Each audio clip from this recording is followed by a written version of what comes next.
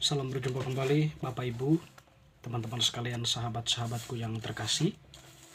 Pada kesempatan ini saya mengajak kita kembali lagi untuk mempersiapkan sedikit waktu kita mendengarkan sabda Tuhan yang kita ambil dari penginjil Matius bab 9 ayat 35, dilanjutkan dengan bab 10 ayat 1, dilanjutkan dengan ayat 6 sampai 8.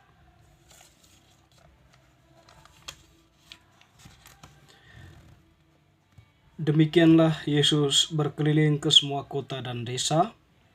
Ia mengajar dalam rumah-rumah ibadat dan memberitakan Injil Kerajaan Surga, serta melenyapkan segala penyakit dan kelemahan.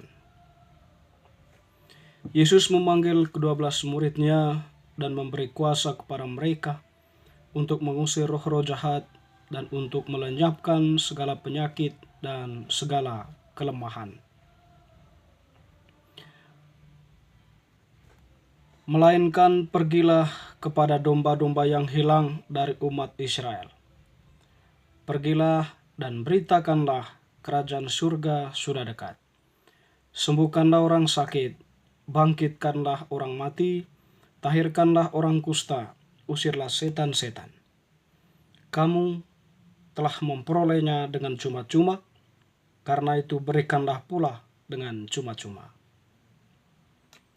Demikianlah sabda Tuhan, terpujilah Kristus. Teman-teman sekalian, Bapak Ibu, Saudara-saudari, sahabat-sahabatku yang terkasih, penginjil Matius yang kita dengarkan tadi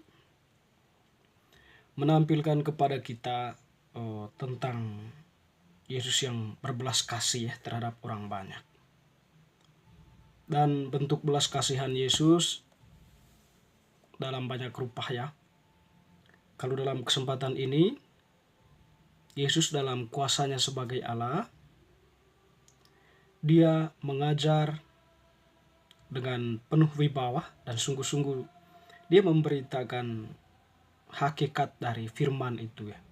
Atau dia berbicara sebagai firman ya, di hadapan para pendengarnya. Dan juga di dalam pemberitaannya, dalam pengajarannya, dia memberitakan tentang kerajaan surga. Dan tindakan dari kuasa Yesus sebagai Allah, dia menyembuhkan penyakit ya yang dialami oleh pendengar atau orang-orang pada waktu itu, dan juga melenyapkan kelemahan mereka. Tentu kelemahan dalam arti di sini Yesus dalam pengajarannya memberikan harapan-harapan peneguhan, kekuatan kepada mereka sehingga mereka termotivasi dan mempunyai harapan untuk hidup ya. Dan mempunyai suatu tujuan yang jelas ya. Sehingga setidaknya di situ Yesus memberikan kekuatan kepada mereka. Dan yang menarik ke teman-teman sekalian, Bapak Ibu, bagaimana kemudian ya Yesus mempercayakan para muridnya untuk melakukan hal yang sama ya. Jadi dikatakan Yesus mengutus para muridnya untuk mewartakan kerajaan Allah. Di samping itu mengajarkan tentang kebenaran ya, tentang Yesus atau tentang apa yang menjadi kehendak Allah. Dan juga para murid itu tidak hanya diutus tapi diberi kuasa oleh Yesus. Dikatakan tadi ya, mereka diberi kuasa untuk menyembuhkan orang sakit ya. Lalu kemudian ya mengusir roh-roh jahat, dikatakan di situ. Dan tentu di sini para murid mereka memperoleh kuasa itu dari Tuhan sendiri, sebab dialah yang mengutus mereka.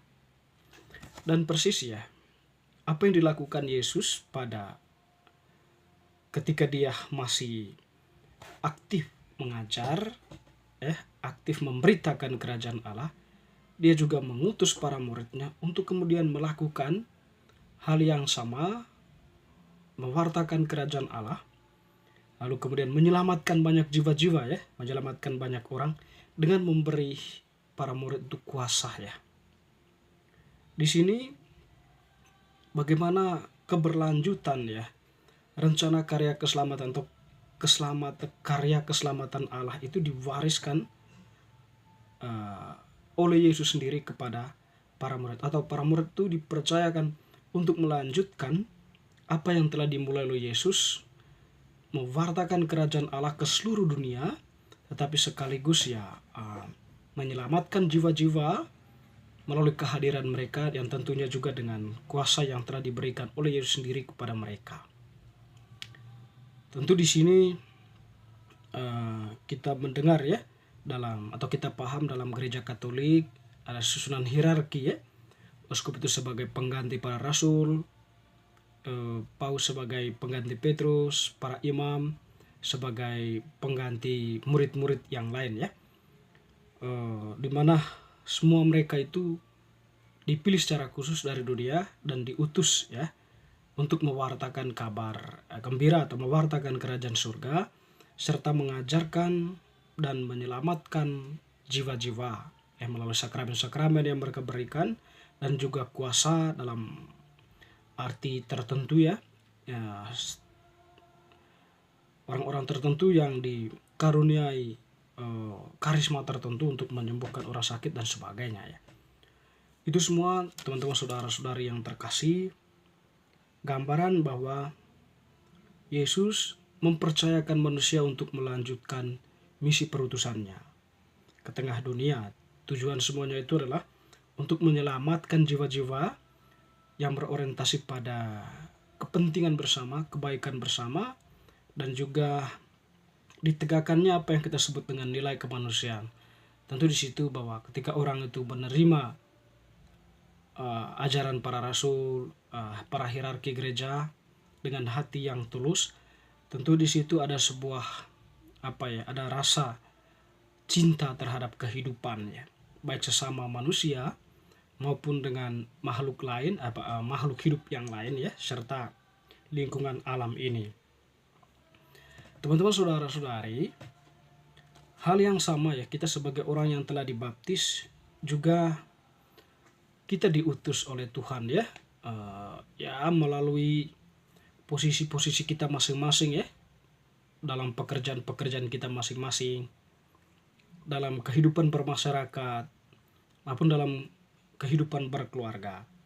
Setidaknya di sana kita tampil sebagai murid, kita hadir mewartakan kerajaan Allah itu ya melalui perbuatan-perbuatan kita, sikap dan tindakan kita, tutur kata kita, serta kehadiran kita. Ya, di situ ketika orang merasa nyaman, merasa kehadiran kita itu memberikan harapan, memberikan kekuatan, tentu disitulah makna dari kemuridan kita. Ya, ataupun menegakkan keadilannya dalam lingkungan kerja, lalu kejujuran, tanggung jawab, setidaknya itu semua adalah gambaran dari murid yang memang menghayati firman yang disampaikan oleh Yesus, oleh gerejanya, diajarkan oleh gerejanya, dan mempraktikkannya dalam kehidupan nyata. Jadi sekiranya itulah harapan dari Tuhan ya untuk kita sebagai murid yang telah dibaptis dan diutusnya ya. Teman-teman saudara-saudari, memang kita tidak menyangkal ya dalam kehidupan dewasa ini, dunia modern ya, ada begitu banyak produk-produk global yang ditawarkan kepada dunia, yang tentunya juga selain positif tetapi juga ada negatifnya. Tentu ada guncangan-guncangan budaya, guncangan-guncangan nilai-nilai dan iman kita tentunya ketika tawaran itu terlalu kuat. Nah disinilah kita sebagai murid-murid Tuhan hadir ya, menggunakan akal budi kita untuk mengkritisi ya hal-hal yang mungkin tidak baik ya, dan memilih mana yang terbaik.